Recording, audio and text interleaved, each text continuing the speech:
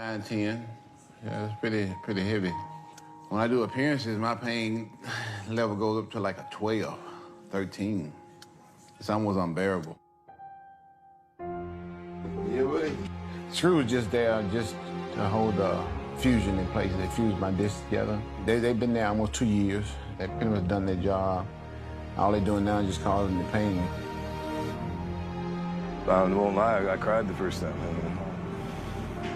You know, I never told him that or anything, but, you know, seeing him like, you know, because to me, his strength was supernatural. I mean, it was so above and beyond everybody else's. You know, it was very, very hard to see that, you know, and especially when the hips went, and I mean, he had to use a walker and all that. That was tough for me, you know, and you know, he got down to, I don't know, 215 pounds probably at one point, maybe, you know, 220. And I mean, you know, I've never seen him this well.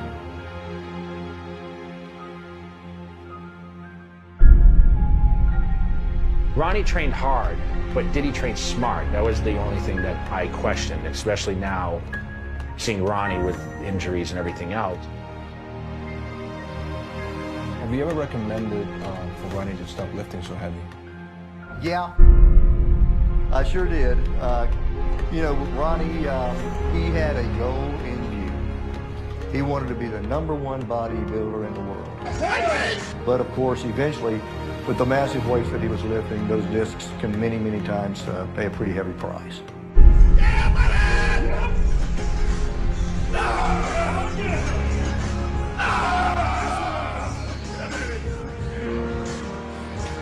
Bodybuilding on the surface is, again, it's a great way to build confidence, but it comes at a price for some.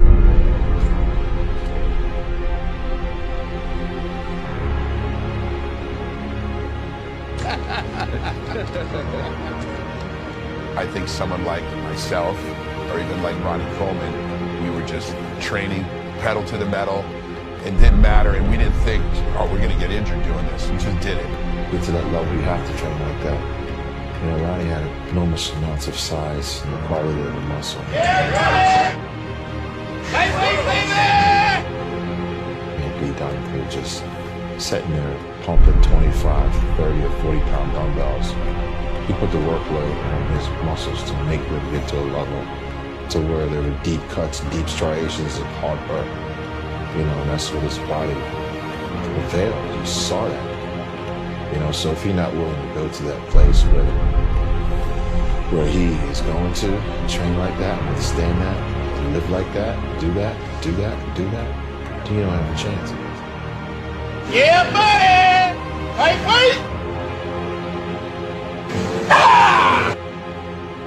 People, they know the type of talent, and they know how hard I work, and they know I put my all in all into it. You know, I don't have any regrets about it. Everybody says, oh, what a shame. That's how we'll remember him. No. You remember the 8-time champ. Nobody remembers the 4th time. Nobody remembers Muhammad Ali last 2 or 3 fights, being a shambles. They remember the king when he was on top. That's how they remember Ronnie. With that big smile and that personality, who's got time for everybody, who's never turned a fan down. I've never seen in a temperamental mood. So he's got a great legacy, as well as being the best bodybuilder of all time. It's one of the most loved, I'm sure.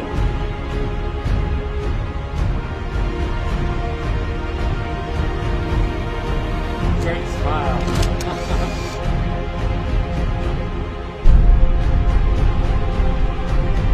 He's still working out. He's still in the gym. I don't think he'll ever stop. Do you think it's a positive thing, or would you recommend it or no? If I had to pick just for his back, it's probably not the best thing. But for his overall well-being, I think he needs to.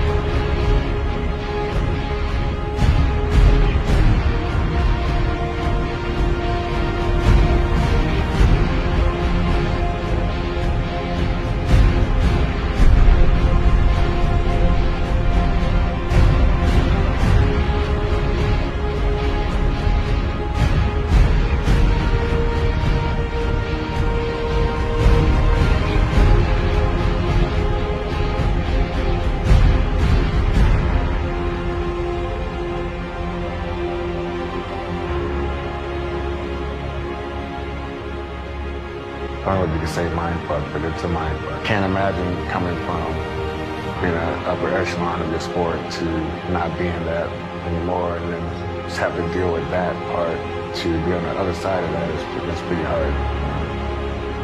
It's hard to advise bodybuilders of that caliber what they should or shouldn't do because they are in control of their careers. But I think Ronnie Coleman did what was best for him. If there was a way for him to compete tomorrow or next week or this year, and Ronnie Coleman, I don't think any of us would stop him from doing it.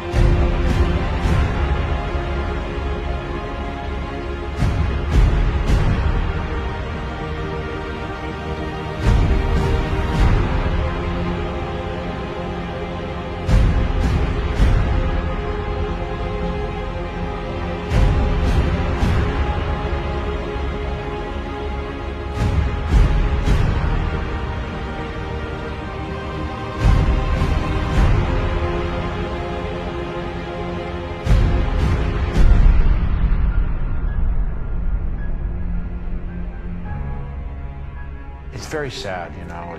It hits hard for me because, remember, I stood next to him and battled him, and I admired the way he trained. And sometimes I wish I wish I could do that. And now I look at it and say, wow, you know, what did it? I don't know the answer because Ronnie's not going to cry about anything, make excuses for himself. Well, this is why it happened. He'd rather just say, you know, when people say, hey, you know, you're laid up, you had this many surgeries, what do you think? He goes, well, I'm really disappointed I only squatted 800 twice. That's just Ronnie. Everything negative is a positive to him, and that's why he's great. I think I could have got 5 with 800. I could have got 5 reps. I think I could have got 5 easy reps. But I did the 800 squat, and then I went to the leg press, and I put 2,300 on there, and I got 8 reps. So I kind of made up for it there.